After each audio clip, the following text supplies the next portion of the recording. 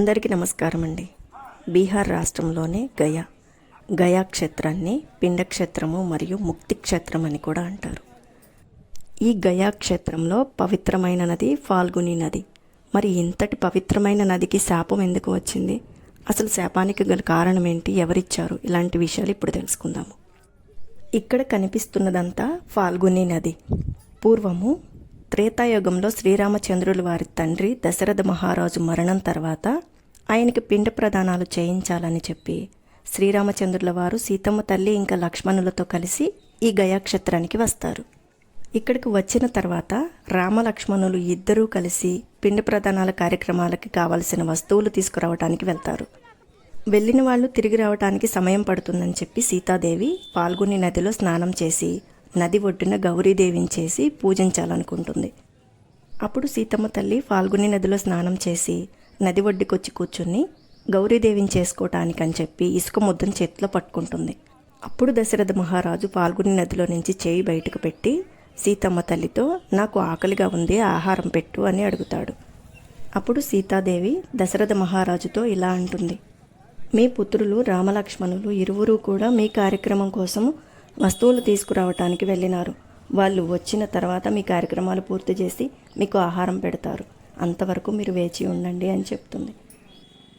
అప్పుడు దశరథ మహారాజు, అంత సమయం వరకు నేను వేచి ఉండలేను, నాకు చాలా ఆకలిగా ఉంది, నీవే ఆహారం పెట్టు అని అడుగుతాడు. అప్పుడు సీతాదేవి, నన్ను మన్నించండి మామగారు, భర్త ఉండగా పిండ ప్రదానం నేను చేయలేను కదా, మీకు విషయం తెలియనిది కాదు, మరి నేను ఎలా మీకు ఆహారం పెట్టగలను అని అడుగుతుంది. అప్పుడు దశరథ మహారాజు, తల్లి నీ చేతిలో ఉన్న ఆ ఇసుక ముద్దనే నాకు ఆహారంగా పెట్టు, అది స్వీకరించి నేను వెళ్ళిపోతాను అని చెప్తాడు. మామగారు కోరినట్లుగా చేతిలో ఉన్న ఇసుక ముద్దనే మామగారి చేతిలో పెడుతుంది. దానినే ఆహారంగా స్వీకరించి దశరథ మహారాజు సంతోషంగా వెళ్ళిపోతాడు. ఇప్పుడు రామలక్ష్మణులు తిరిగి వస్తారు. రామలక్ష్మణులతో సీతాదేవి జరిగిన విషయాలన్నీ చెప్తుంది. అప్పుడు రాముల వారు సీతాదేవితో వీటన్నింటికీ సాక్ష్యాలు చూపించమనగా సీతాదేవి, ఈ ఫాల్గుని నది ఒడ్డున కూర్చొని చేశాను కాబట్టి నది సాక్షి, ఇక్కడ ఉన్న గోవు సాక్షి అని చెప్తుంది. అప్పుడు రాముల వారు ఫాల్గుని నదిని అడుగుతాడు. ఫాల్గుని నది శ్రీరామచంద్రుల వారు మళ్ళీ పిండ ప్రదానం చేస్తే తనలో దిగి స్నానమాచరిస్తాడు కాబట్టి తన జన్మ పునీతమవుతుందని, తన పవిత్రత ఇంకా పెరుగుతుందని ఆశపడి అబద్ధపు సాక్ష్యం చెప్తుంది ఫాల్గుని నది.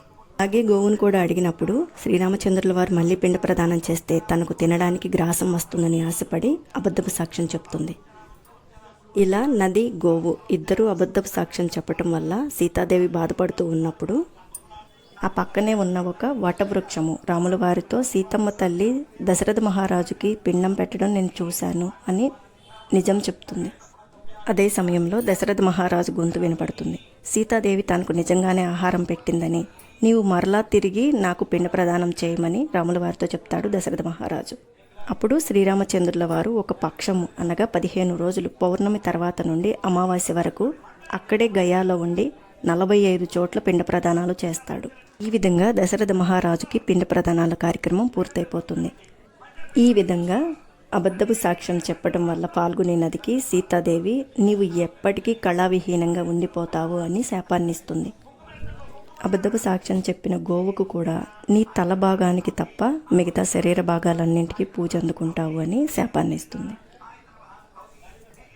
నిజం చెప్పిన వటవృక్షానికి మాత్రం నీవు ఎప్పటికీ అక్షయముగా ఉంటావు, ఈ గయాక్షేత్రానికి వచ్చి వెళ్ళే వారికి నీవే సాక్షి అని వరాన్నిస్తుంది.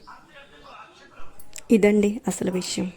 మరి ఈ గయాక్షేత్రానికి సంబంధించిన ముఖ్యమైన వీడియోలు మన ఛానల్లో ఇంకా ఉన్నాయండి, తప్పకుండా చూడండి. వీడియో నచ్చితే లైక్ చేసి సపోర్ట్ చేయండి. Please like, share and subscribe my channel. Thank you for watching.